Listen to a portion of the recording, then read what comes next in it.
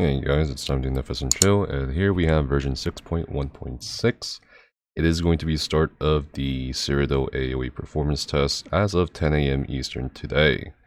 The Elder Scrolls Online version 6.1.6 includes some updates to the privacy policy and code of conduct, which we'll be talking about at the end of the video.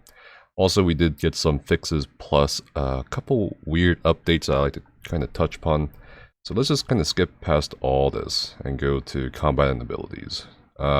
For those of you who were on the Twitch stream, I think a few streams ago, I was showing off how you can just cast Necromancer abilities in front of guards, and I was very happy that Necromancy was finally legalized in Tamriel, but unfortunately they illegalized it again, along with Vampire and Werewolf abilities. I believe this was a bug. I don't think it had anything to do with the fact that with that bug where, you know, the guards were confiscating actual bind on equip or bind on pick up items from players if they did get bounties. So yeah, pretty interesting. Munda Stones the Thief reduced the critical chance ratings granted to 1333 down from 1537. It's not that huge of a nerf to Thief, and the developer comment on this was along with Precise.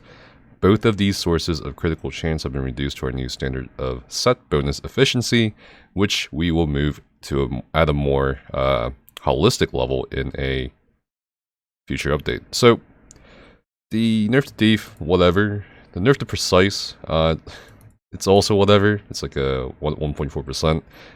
I don't understand why now, but I have a feeling that they probably have something planned in the future update.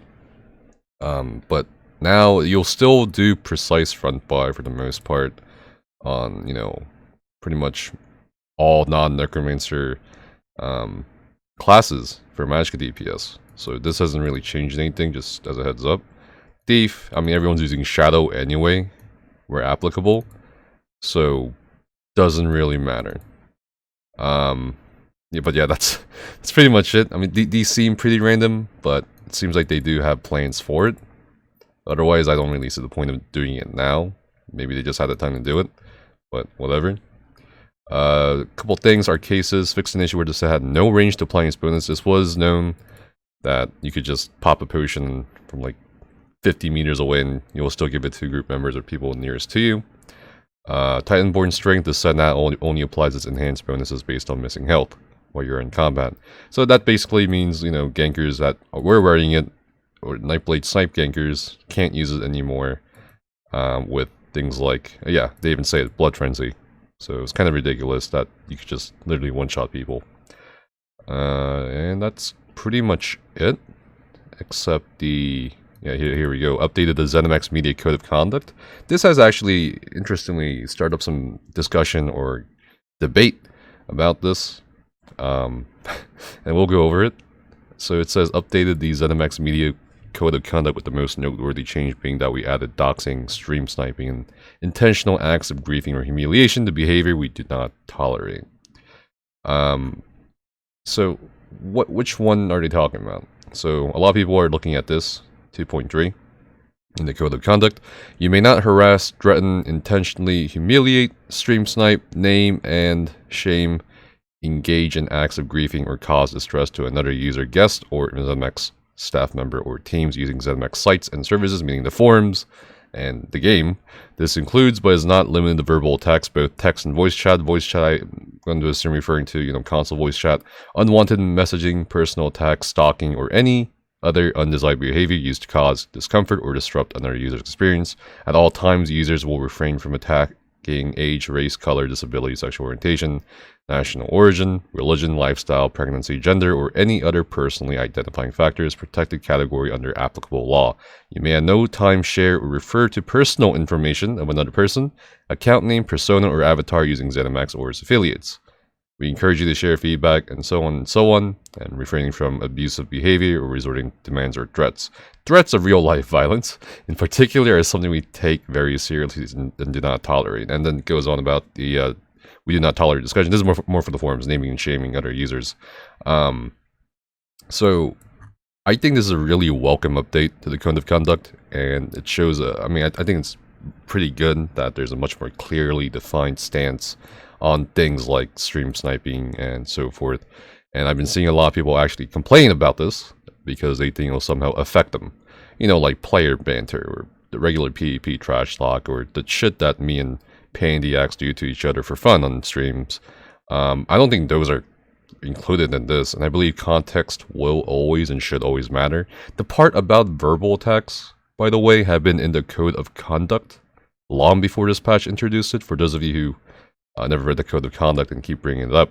Also, some people keep bringing up this streamer privilege argument and about the stream sniping. And listen, I mean, if you're gonna stream snipe someone with 100, 200, 500 viewers and keep doing so while sending them hate tales, I don't know what you think is gonna happen. If you keep messaging someone who's live streaming to dozens or hundreds of people, some of whom could be the game devs or people at ZeniMax Online Studios, like hateful shit, what do you think is gonna happen? If you keep harassing someone who's actually recording the shit you're saying and doing, what do you think is gonna happen? Like, use your brains, guys.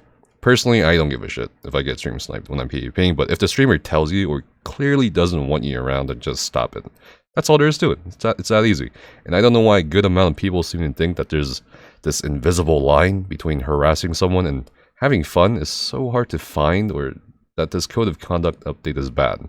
If you are being deliberately malicious, trying to hurt someone with derogatory language, you're still continuing to bother them even after they tell you to stop or are clearly uncomfortable, or you're doxing people, then you've forfeited any right, in my opinion, to complain about any actions or responses from even the general community. I would dare say, you know, these particularly special people who dox others without daring to show their own faces or their real names definitely deserve the same treatment themselves. You know, I know a fair amount of people in ESO who've been not only just harassed, but also their real-life information doxed. They've been stalked both online and offline. They've gotten death threats, and it's just not good at all. So I'm all for this code of conduct update, and I don't know any rational person who would disagree with me. Sure, some of the language is kind of vague, but again, like I said, I believe context should and will always matter case by case. But overall, I welcome it. I welcome this update. That it's much more clearly defined. That's much more solid. But yeah, that's pretty much it for the video. I'll see you guys soon, and I'll be also testing the Cyrodiil AOE Performance Test. This is going to be week 1 of it. Expect, I think, around 4 to 5 more weeks. I guess it depends on how much data they need. So it'll be pretty interesting to see. It'll be pretty interesting to see how performance is like in Cyrodiil, plus the gameplay of it. I'll probably be streaming it tomorrow as well. But yeah, thanks for watching. Stay safe. Big thank you to these Patreon supporters for helping us keep up ESO University's website and continue to help us support and expand the website and all of its uses. Thank you so much. If you'd like to become a Patreon supporter, please check out the link in the description below.